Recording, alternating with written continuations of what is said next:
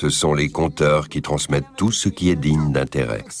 Ils captivent leur public en racontant faits, mythes et légendes. Ainsi, l'épopée de Gilgamesh a été conçue pour être exposée oralement. L'invention du tour de potier compte parmi les avancées techniques de cette époque. Le tour permet aux artisans de fabriquer en grande quantité des céramiques pour l'usage quotidien. La production de masse est née, apportant avec elle de nouveaux métiers, manutentionnaires, gestionnaires ou commerçants. Cette prospérité grandissante attire de plus en plus de villageois dans la capitale.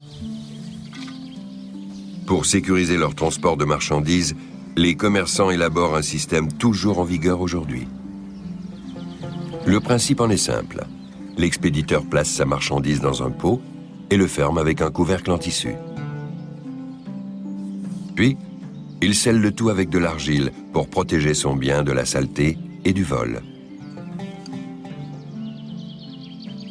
Or, un jour, un marchand a eu l'idée d'imprimer des symboles simples sur l'argile encore humide afin d'indiquer la marchandise renfermée dans le pot et sa quantité. Cela évitait plus tard d'ouvrir le pot pour contrôler son contenu.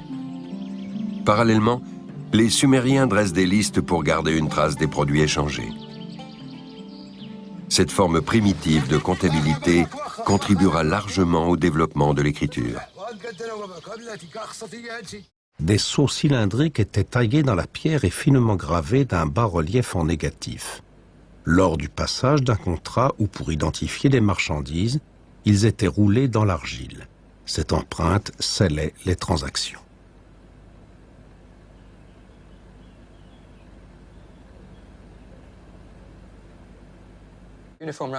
À l'origine, l'écriture cunéiforme était une écriture pictographique, inventée par des comptables à la fin du 4e millénaire avant Jésus-Christ. Peu à peu, elle a évolué vers une écriture plus schématique, pour la simple et bonne raison qu'il était plus simple de graver de petits symboles au stylet que de dessiner des pictogrammes. Et voilà comment l'écriture pictographique a disparu. Le triangle pubien désigne la femme. 3 triangles désignent les montagnes. La combinaison des 2 signes représente les femmes des montagnes, c'est-à-dire des esclaves. Plus tard, les signes seront disposés en diagonale pour pouvoir écrire plus vite et plus facilement. Au fil des siècles viendront s'ajouter des signes représentant des sons et des syllabes. Finalement, les Sumériens parviendront à transcrire leur langue parlée. Durant des millénaires, l'épopée de Gilgamesh a servi de modèle pour l'enseignement de l'écriture cunéiforme dans les écoles. Des copies ont circulé en Syrie, en Palestine et dans l'actuelle Turquie.